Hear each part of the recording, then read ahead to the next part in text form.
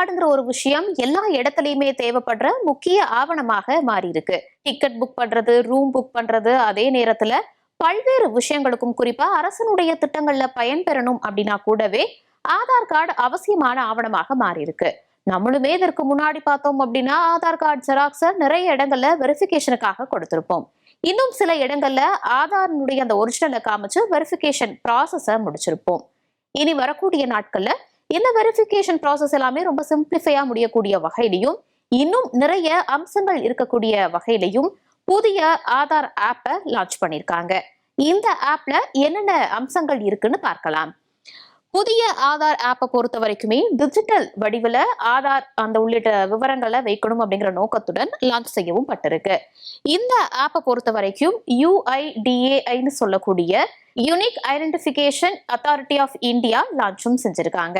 அதே நேரத்துல இந்த ஆப்பை பொறுத்த வரைக்கும் ரொம்ப செக்யூராகவும் இருக்கும், ஈஸியா ஆக்சஸ் பண்ணக்கூடிய வகையில இருக்கும்னு சொல்லியிருக்காங்க.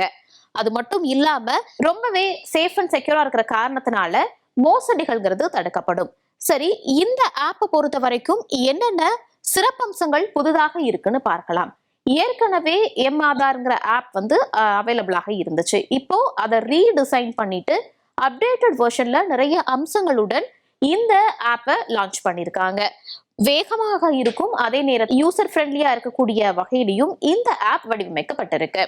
அது மட்டும் இல்லாம இந்த ஆப்பை பொறுத்த வரைக்கும் பழைய ஸ்மார்ட் போன்கள்ல கூட சீராக நல்லபடியாக இயங்கக்கூடிய வகையில இருக்கும். ரொம்ப ஸ்டக்காகி நிற்கிறது, அந்த மாதிரியான பிரச்சனைகள் இல்லாத வகையில இருக்கிறது கூடுதல் அம்சமாக பார்க்கப்படுது. ஒரு ஆப்ல 5 ஆதார் அக்கௌண்ட்டை நம்மளால வச்சுக்க முடியும். ஆப்பை இன்ஸ்டால் பண்ணதுக்கு பிறகு ஒரே போன் நம்பர் கூட இணைக்கப்பட்ட 5 ஆதார் டீடைல்ஸை இதுல நம்ம லிங்க் பண்ணி வச்சுக்க முடியும். குறிப்பா பார்த்தோம்னா ஒரு ஃபேமிலின்னு எடுத்துக்கிட்டோம்னா அந்த ஃபேமிலியில் இருக்கக்கூடிய சீனியர் சிட்டிசன் மற்றும் சில்ட்ரனுக்கு ஒரே நம்பர் கொடுத்துருப்பாங்க. அந்த ஃபேமிலியில் இருக்கிற யாரோ ஒருவரினுடைய நம்பர் கொடுத்தா ஆதார் மாதிரியான விஷயங்களை லிங்க் பண்ணி வச்சிருப்பாங்க. அந்த நபர்களினுடைய எல்லா ஆதார் டீடைல்ஸுமே இந்த ஆப்ல நம்மளால வச்சுக்க முடியும். குழந்தைங்க ஸ்கூலுக்கு போறது, அதே நேரத்துல பெரியவங்களுக்கு ஏதாவது ஒரு தேவை, ஹாஸ்பிட்டல், ட்ரெயின் டிக்கெட் புக் பண்றது போன்ற நேரத்துல இதை வெரிஃபிகேஷனுக்காக பயன்படுத்திக்கலாம். இன்டர்நெட் இல்லாமலும் செயல்படுங்கிறது கூடுதல் விஷயமாக பார்க்கப்படுது. வெரிஃபிகேஷன் ப்ராசஸின் போது போன்ல இன்டர்நெட் இல்லாம இருந்தாலும் செயல்படும். இன்டர்நெட் இருக்கக்கூடிய இடங்கள்ல இருக்கணுங்கிற அவசியம் கிடையாது. மொபைல் எண், அட்ரஸ் மாதிரியான விஷயங்கள்ல இந்த ஆப்ல இருந்தே நம்ம அப்டேட் பண்ணிக்கவும் முடியும்.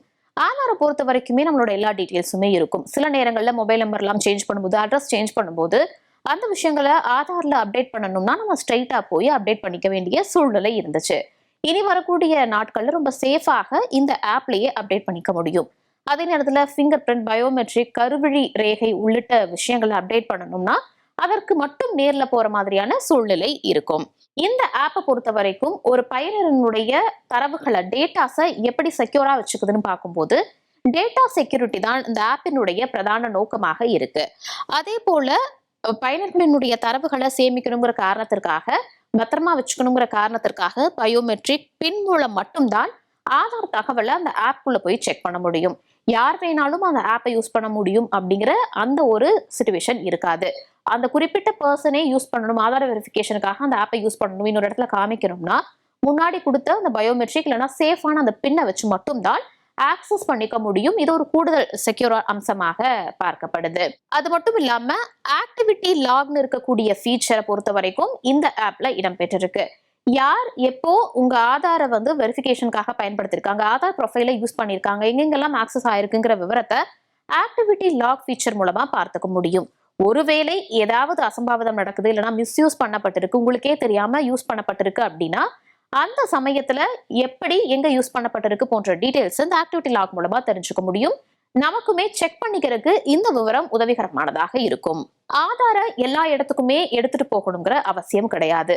முன்னாடி பார்த்தோம்னா ஆதார் செராக்ஸ் இல்லைன்னா ஒரிஜினலை காமிச்சு ஆதார் செராக்ஸை கொடுத்து வெரிஃபிகேஷன் ப்ராசஸை முடிச்சிருப்போம். இனி போன்ல இருக்கக்கூடிய அந்த ஆதார் விவரங்களை காமிச்சா மட்டும் போதும் வெரிஃபிகேஷனுக்காக. பிசிக்கலா ஆதார் எடுத்துட்டு போகணுங்கிற அவசியம் கிடையாது. இதன் மூலமாக ஆதார் செராக்ஸை ஒரு இடத்துல கொடுத்து அதை மிஸ்யூஸ் பண்ணி அதன் மூலமாக நடக்கக்கூடிய மோசடிகளை தடுக்கலாம்ங்கிறதும் இந்த ஆப்பினுடைய முக்கிய நோக்கமாக பார்க்கப்படுது. பாதுகாப்பாக இந்த ஆப்பை எப்படி பயன்படுத்தணும்னு பார்க்கும்போது குறிப்பாக தேவையான தகவல்களை மட்டுமே வெரிஃபிகேஷனுக்காக நம்மளால ஷேர் பண்ணிக்க முடியும்.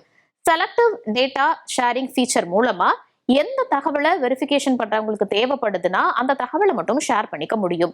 முன்னாடி ஆதார் கார்டை நம்ம சமர்ப்பிக்கும் போது காமிக்கும் போது நேம், அட்ரஸ் போன்ற எல்லா தகவல்களுமே அதுல இடம்பெற்றிருக்கும். இனி அந்த அவசியம் கிடையாது. ஒரு பேரோ இல்லைன்னா அவங்களுக்கு என்ன டீடைல்ஸ் வேணுமோ அதை மட்டும் கொடுத்தா போதும். நம்ம பார்த்த மாதிரி பெயர் இல்லைன்னா அந்த ஆப் இருக்கக்கூடிய கியூஆரை ஸ்கேன் பண்ணிட்டு செலக்ட் ஃபீச்சர் ஆப்ஷன் கொடுத்தோம்னா தேவையான தகவல்கள் பகிரப்படும். ஆஃப்லைன்ல கியூஆரை சரி பார்த்துக்க முடியும். இன்டர்நெட் இல்லாத இடங்கள்லையும் வெரிஃபிகேஷன் தேவைப்படுதுங்கிற பட்சத்துல ஆஃப்லைன்ல கியூஆரை ஸ்கேன் பண்ணிட்டோம் அப்படின்னா ஆதார் தொடர்பான வெரிஃபிகேஷனை முடிச்சுக்க முடியும். இதனால ஆதார் வெரிஃபிகேஷனை பொறுத்த வரைக்கும் எந்த இடத்துலையும் தங்கு தடை இல்லாம நடக்கிறதுக்கான அதிகமான வாய்ப்புகளும் இருக்கு.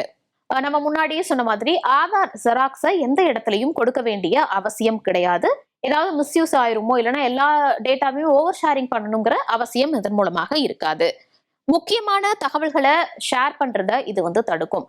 ஆதார்ல இருக்கிற மாதிரி எல்லா டீட்டெயில்ஸுமே ஷேர் பண்ணாம அவசியமானதை மட்டும் ஷேர் பண்றதன் மூலமாக ஓவர் ஷேரிங்கிற விஷயம் தடுக்கப்படும். சரி, இந்த ஆப் லான்ச் பண்ணிருக்காங்க. இதை எப்படி டவுன்லோட் பண்ணி யூஸ் பண்றதுன்னு பார்க்கும்போது iOS மற்றும் ஆண்ட்ராய்டு ரெண்டுலையுமே இந்த ஆப் அவைலபிளாக இருக்கு. தேவைப்படுறவங்க இந்த ஆப்பை டவுன்லோட் பண்ணிட்டு ஆதார் நம்பரை உள்ள இன்சர்ட் பண்ணணும். ஆதார் நம்பர் இன்சர்ட் பண்ணதுக்கு பிறகு லிங்க் செய்யப்பட்ட அந்த மொபைல் நம்பருக்கு ஓடிபி அனுப்பப்படும். இந்த ஓடிபியை வெரிஃபிகேஷன் கொடுக்கறது மூலமா அடுத்தது முக அங்கீகாரம், ஃபிங்கர் பிரிண்ட் இல்லைன்னா சேஃப்டியான பின் போன்றவற்றை சேஃப்டி பர்பஸ்க்காக செட் பண்ணிக்க முடியும். நீங்க லாக்ல இருந்து அன்லாக் பண்ணும்போது இதை யூஸ் பண்ணி ஓபன் பண்ணிக்கிறதுக்காக இது பயன்படும். இந்த ப்ராசஸ் எல்லாம் முடிச்சதுக்கு பிறகு உங்களுடைய ஆதார் டீடைல்ஸ் நீங்க இன்ஸ்டால் பண்ண ஆப்ல எல்லாமே இருக்கும்.